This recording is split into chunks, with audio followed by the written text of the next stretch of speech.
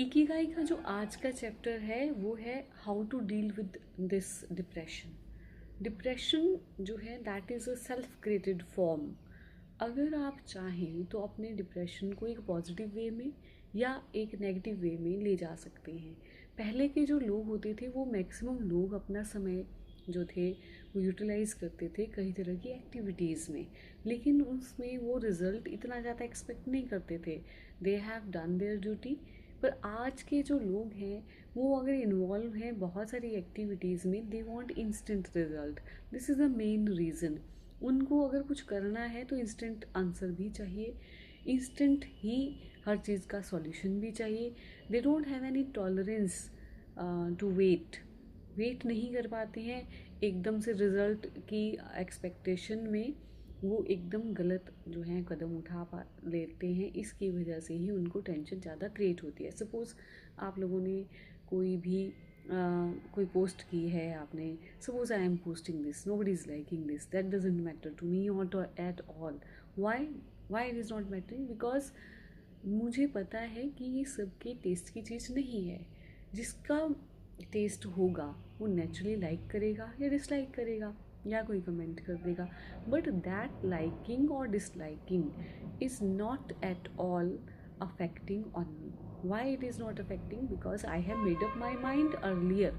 मैंने पहले ही सोच के रखा है कि if it is worth for me, it is not required. ये ज़रूरी नहीं है कि दूसरा पर्सन भी इसे पसंद करेगा। लेकिन अगर हम बात करते हैं आजकल के बच्चों की, तो उनकी टॉलरेंस पावर जो है वो कम हो रही है। Not only of the kids और द अडल्ट्स, बट जो बड़ी एज के लोग भी हैं वो भी यही चाहते हैं कि जल्दी से सॉल्यूशन हो जाए, then we are going to move forward. लेकिन it's not possible. You have to deal with the circumstances, you have to interrogate the things, you have to wait for the result. Everything will happen at its own pace. अपनी ही गति से समय चलता है, अपनी ही वजहों से चीज़ें जो हैं वो सेटल होती हैं, और आप सिर्फ उसमें एक मीडियम का काम कर रहे हैं।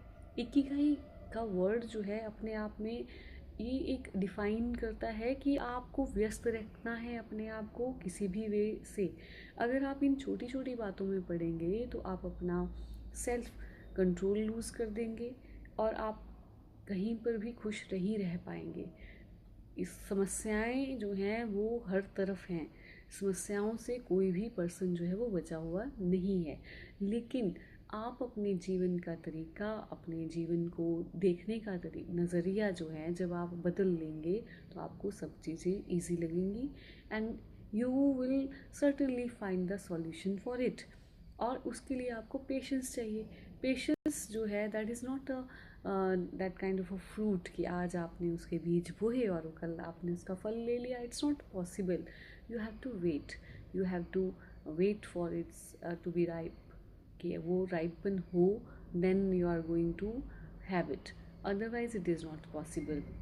जो पहले के लोग थे उनको भी तनाव होते थे, लेकिन वो तनाव उनका होता था कि बहुत गहरी समस्या है तब तनाव हो रहा है।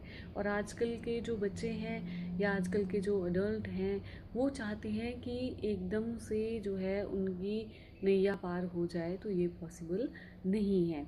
सबसे बड़ी बात है कि डील करने के लिए आपको संयम की ज़रूरत है। संयम अगर आपने रखा है और आपको पता है कि I have done the great efforts for it, so result आज नहीं तो कल, कल नहीं तो परसों वो डेफिनेट आपके पास होगा। उसके लिए भरोसा, टॉलरेंस के साथ ट्रस्ट चाहिए आपको अपने ऊपर। इन स्पाइट ऑफ अदर्स आपको खुद पे ट्रस्ट रखना है कि लेटर और sooner I will get the fruit. Fruit लेने के लिए यू नीड पेशेंस। पेशेंस के लिए आपको हार्डवर्क करना पड़ेगा अपने ऊपर, not for others sake. You have to improve yourself. This is Ikigai. Ikigai यही बात बात पे बोलता है कि अपने को व्यस्त रखें, चाहे किसी भी वे से। ज़रूरी नहीं है कि आप उन कार्यों को करें जो आपको स्ट्रेस देते हैं, कि जिनकी वजह से आपको स्ट्रेस हो रहा है। आप चाहें तो उन कार्यों को थोड़ी देर के लिए डिटेन कर दें, थोड़ी देर के लिए होल्ड पे रख दें। उसके बाद जब आप रिलैक्स होते हैं, try to solve those problem one by one. अचानक से कुछ भी नहीं हो पाएगा, इसलिए हमें उनको एक एक करके धीरे धीरे उनके सब पहलुओं को जांच के ही जो है आपको अपना कार्य जो है वो संपन्न करना है, तभी आप अच्छी लाइफ जो है वो लीड कर सकते हैं। That is all for today. Stay tune to me.